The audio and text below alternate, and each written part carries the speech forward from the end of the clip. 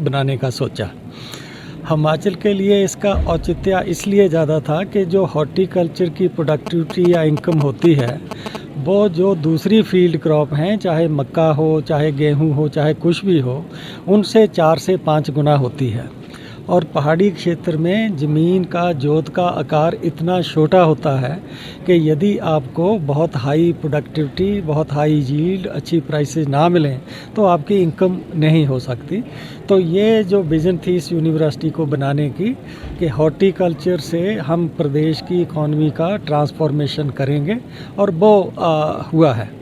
बहुत से लोग ये नहीं जानते कि यदि हम मेजर स्टेट्स में प्रोडक्टिविटी देखें किस स्टेट की सबसे ज़्यादा है, कौन नंबर 2, 3, 4 कैसे है उसकी रैंकिंग, तो इंडिया में सबसे ज़्यादा प्रोडक्टिविटी प्रति हेक्टेयर क्रॉप सेक्टर की वेस्ट बंगाल में है। नंबर 2 हिमाचल प्रदेश है। किसी वर्ष में तो हिमाचल प्रदेश ने वेस्ट बंगाल को भी पीछे छोड़ा है। तो जो बाकी प्रदेश हैं जहाँ ग्रीन रेवोल्यूशन आया है, सारी चीज़ें हैं, उनकी प्रोडक्टिविटी हिमाचल से कम है, ज़्यादा नहीं है। और उसका सोर्स यही था कि यहाँ हॉर्टिकल्चर लेड जो है ग्रोथ उसको अडॉप्ट किया गया।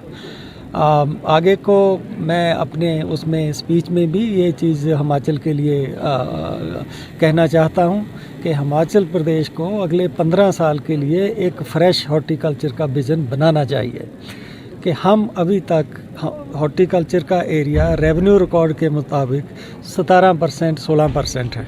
हम उसको 35% पे कैसे लेकर जाएं। तो वो 35% का जो मेरा आंकड़ा है वो बहुत सी चीज़ें देखकर आया है।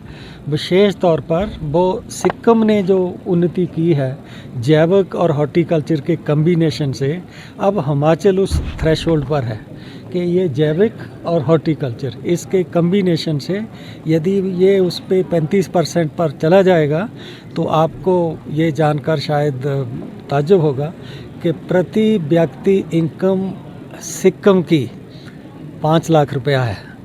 लेकिन हिमाचल की अच्छी है, लेकिन कंपेयर टू यदि हम सिक्किम देखें तो आधी से भी कम है।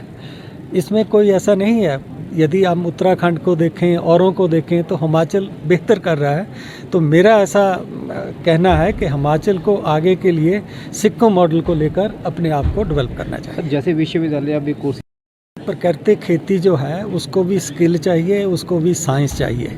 यदि आप सोचो कि प्राकृतिक खेती तो हम बता देंगे फार्मर को, ये ले लो भाई 2-4 चीज़ें, गाय का गोबर और इससे आप कर लीजिए। प्राकृतिक खेती एक साइंस है।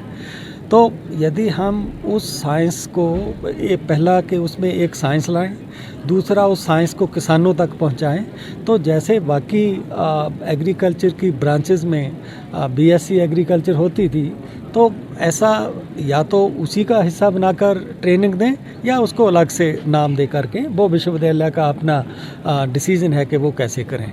लेकिन आगे के लिए उसका एक साइंटिफिक बेस है, उसको डेवलप करने के लिए ये एजुकेशन की ज़रूरत है। सर, भारत सरकार का नीति आयोग क्या रणनीति बना रहा है जी कृषि बागवानी को बढ़ाने के लिए? ऐसा है, हम समय समय पर इस पे बहुत बड़ा एम्फेसिस देते हैं।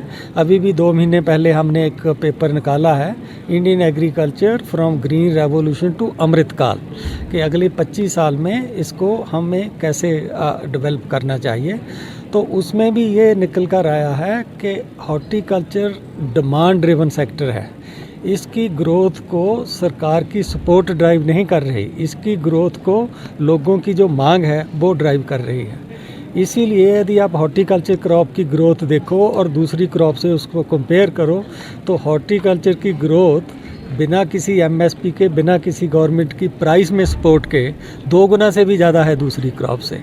तो हॉर्टिकल्चर में गवर्नमेंट को बेसिक इंफ्रास्ट्रक्चर, अच्छी नर्सरी, अच्छे क्वालिटी इनपुट्स, इनका इंश्योर करना चाहिए।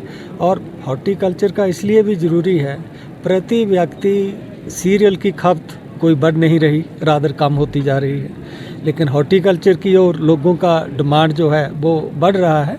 तो ये फ्यूचर है, डिमांड ड्रिवन ग्रोथ के लिए ज़रूरी है कि हम हॉर्टिकल्चर और लाइव स्टॉक प्रोडक्ट पर ज़्यादा ध्यान दें।